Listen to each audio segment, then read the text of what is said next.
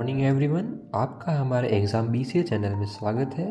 आज हम एक नया टॉपिक रिलेशनल मॉडल के अंदर जो सब पॉइंट्स होते हैं उनका नाम है catalogue, base table, domain, view and predicates, वो पढ़ने वाले हैं।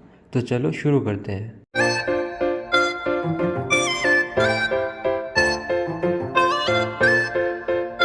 तो पहले मैं जो फर्स्ट पॉइंट है कैटलॉग, उसको मैं स्टार्ट करता हूँ।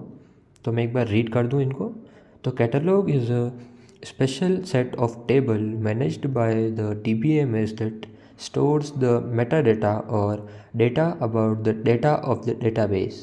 Catalog stores information about the structure of the database, including the names and schema of all tables, columns, data types, constraints, and user permission, indices, and view.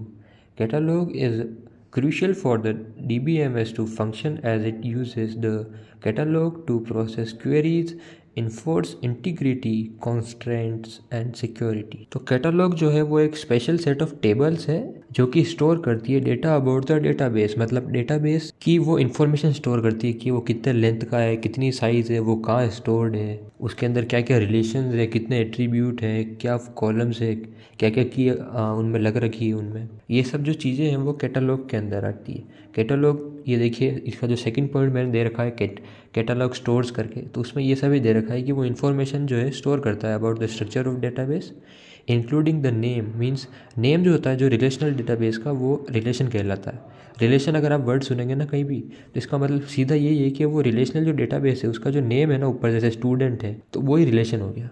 तो names है, schema है of table, structure है मतलब उसका जितने भी column है, column के अंदर जो भी डेटा टाइप है, जैसे कि एज है तो वो इंटीजर में होगी, कांस्टेंट लगे हुए हैं जैसे प्राइमरी या फॉरेन की, यूज़र की जो परमिशन है, व्यू बना रहे हैं अगर हम, तो ये सब जो चीज़ें हैं वो जो स्टोर होता है वो होता है कैटलॉग के अंदर।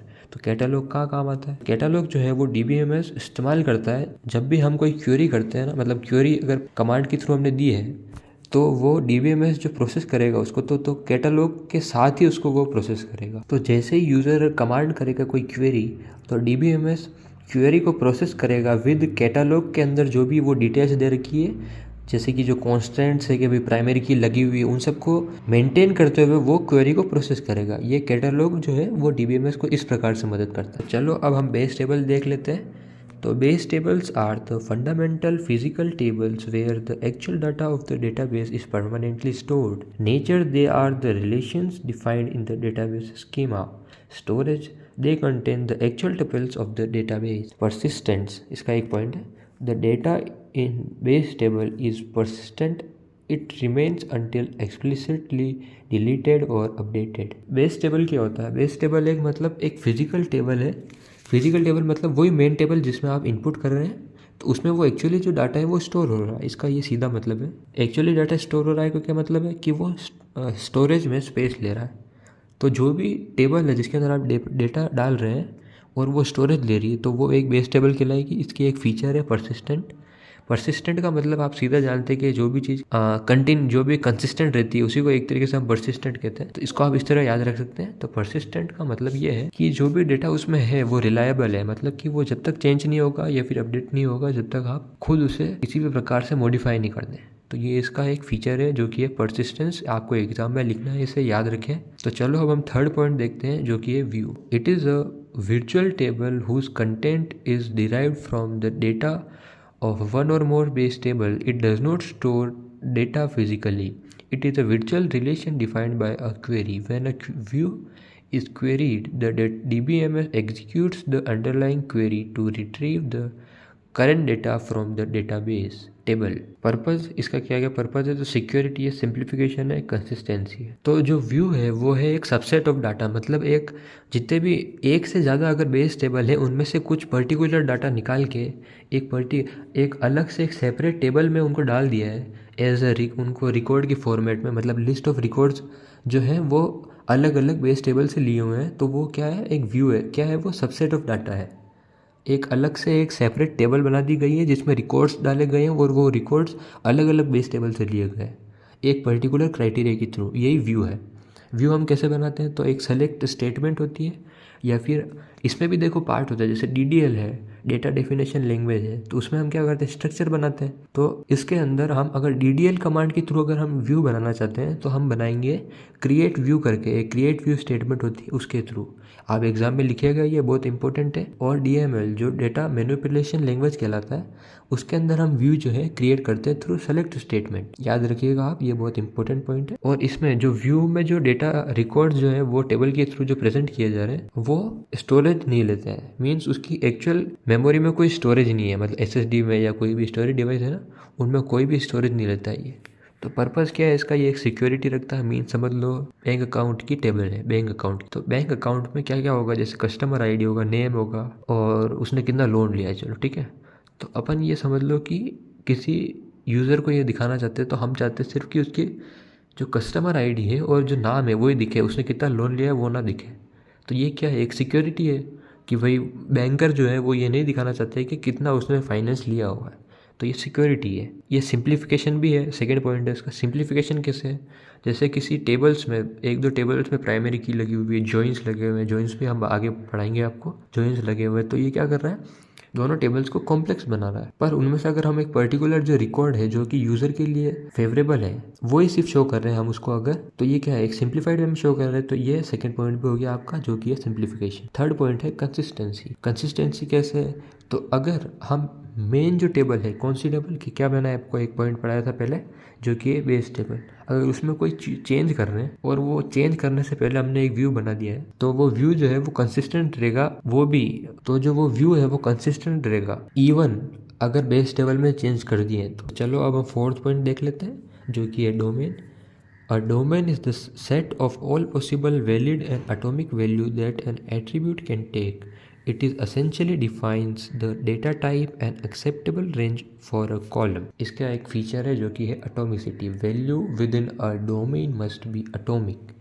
Example, single cell can't hold a list of value. Example, age attribute might be the set of all integer between 18 to 99. तो डोमेन क्या होता है, डोमेन वो सारी पॉसिबल वैल्यू है एक कॉलम के सेल की, मतलब एक रिकॉर्ड के अंदर, मीन्स जो टेबल में जितने भी सेल है ना जिसमें हम इनपुट डाल सकते हैं, उन सभी वैल्यू पर्टिकुलर सेल्स जितने भी हैं, उन सारे जितने भी सेल्स हैं उनकी जितनी भी पॉसिबल वैल्यू है। जैसे एग्जांपल एक एज है, तो एज क्या हो सकती है, वो वहाँ पे जैसे क्राइटेरिया दे रखा है, जैसे बैंक अकाउंट खुलवाना है तो 18 से बाकी जितनी भी एज है, एक पॉसिबल जो एज होती है ह्यूमन की, जैसे 99 तक मान ले, तो 18 से जो 99 तक है वो पॉसिबल डोमेन वैल्यू है एक पर्टिकुलर सेल की, उस कॉलम की। कौन से कॉलम की, बैंक अकाउंट वाले एज वाले की। तो डोमेन क्या हुआ, डोमेन वो सारी पॉसिबल वैल्यू है जो एक सेल ले सकता है। इसकी एक फीचर है एटोमिसिटी। एटोमिसिटी मतलब कि जो वो सेल है वो मल्टीपल वैल्यूज़ नहीं लेगा, सिंगल वैल्यू लेगा जो भी होगी। जैसे 99 है, 98 है, यूँ नहीं लेगा ये, जैसे कि 98,99 ऐसे नहीं लेगा ये। एग्जाम्पल दें इसका, तो वही मैंने अभी जो दिया, age attributes might be the set of all integer between 18 and 99। तो चलो अब हम एक सब पॉइंट देख लेते हैं जो मैंने अभी आपको शुरुआत में इंट्रो के वक्त इंक्लूड नहीं किया था, जो कि है रिलेशन।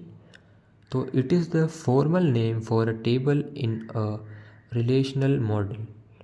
तो जो टेबल बनी है उसके ऊपर जो हमने नाम दिया है, जैसे कि एक टेबल बनाई है जिसके अंदर है नेम, क्लास और रोल नंबर। तो ये क्या है, एक स्टूडेंट की टेबल है ये। तो जो स्टूडेंट नाम जो हमने दिया है वो है relation, formal name given to a table in a relational database, sorry relational model.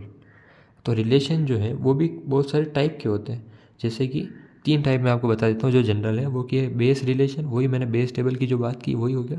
Second है डिराइव्ड रिलेशन, वही कौन से की बात कर रही है, व्यू की बात कर रहे हैं। और जो थर्ड है वो है रिस्ट्रिक्टेड रिलेशन, इसके अंदर आ गई प्राइमरी की जो कि हम लगा रहे हैं किसी और के ऊपर। तो ये क्या कर रहा है, रिस्ट्रिक्ट कर रहा है कि भाई उसमें जो वैल्यू होगी वो नॉट नल होगी और जो है वो यूनिक आइडेंटिफाई करेगा, और जो फॉरेन की लगा सकते हैं। ये सब क्या है, ये कॉन्स्टेंट्स कहते हैं इनको। कॉन्स्टेंट्स भी बहुत टाइप के होते हैं, जैसे रेफरेंशियल इंटीग्रिटी मेंटेन हो रही है, डोमेन इंटीग्रिटी। तो ये 3 जो काइंड ऑफ रिलेशन मैंने बताया, क्या बताया, base relation, derived relation and restricted relation. तो इनके आप अगर नाम भी एग्ज़ाम में लिखेंगे ना तो आपके मार्क्स बढ़ने के चांस है। तो चलो अब मैं एक लास्ट जो पॉइंट है वो डिस्कस कर लूँ, जो कि है predicates. It is the logical statement that gives meaning to the relation.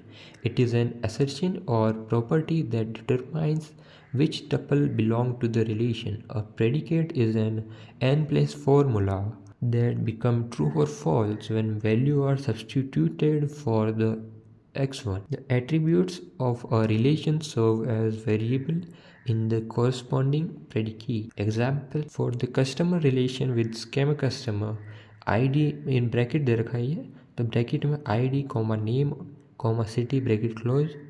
The underlying predicate is p bracket open id comma n comma c is equal to customer id is named n and live in c. If a specific tuple satisfies the predicate that then it is included in the relational instance. और ये मैंने थोड़ा नीचे example दे रखी है, वो भी अभी डिस्कस कर लेंगे. इसमें प्रेडिकेट में ये इसका मतलब हो रहा है कि ये एक लॉजिकल स्टेटमेंट है जो कि मीन करती है एक रिलेशन को. मैंने एक एग्जांपल के साथ बताता हूँ आपको. जैसे एक स्टूडेंट का मैं एग्जांपल ले लेता हूँ, स्टूडेंट टेबल का. इसमें क्या क्या होगी, रोल नंबर होगा, नेम होगी, क्लास होगी. तो इसका प्रेडिकेट क्या बनेगा कि, तो इसका प्रेडिकेट क्या होगा कि R belongs to N which is in a class C. इसका ये मतलब होगा. अभी मैं आपको और बताऊंगा आगे. तो जैसे प्रेडिकेट क्या होता है, एक एन प्लस फॉर्मूला होता है. एन प्लस फॉर्मूला मैंने ये दे रखा है एग्जाम्पल में, पी ब्रैकेट x1 x2 ये जा रहा है इन्फिनिटी तक. तो इन्फिनिटी का मतलब यहाँ पे है कि वो उनकी स्पेसिफिकेशन के हिसाब से जाएगा, कंडीशन के हिसाब से कितने हमने कॉलम लिया.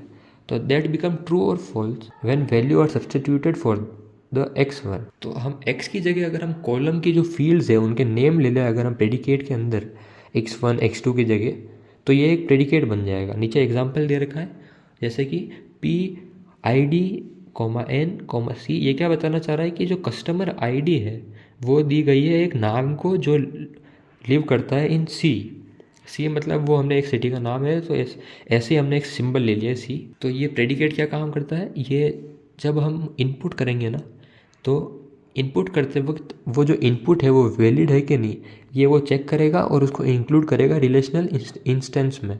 रिलेशनल इंस्टेंस क्या होती है, तो जितने भी रिकॉर्ड्स होते हैं फील्ड को छोड़ के वो सब रिलेशनल इंस्टेंस कहलाते हैं.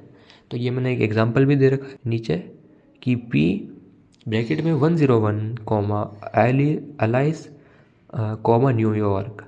तो जो एलाइस है वो उसका नाम है, 101 जो है वो आईडी दी है हमने, और न्यूयॉर्क में रहता है वो. तो ये क्या है, एक जो प्रेडिकेट को है वो वैलिड कर रही है ये, तो ये टपल में इंक्लूड की जाएगी. बल्कि जो पी है कॉमा 99 आईडी नेम दिया हमने, इनवैलिड दिया है हमने नाम इसको.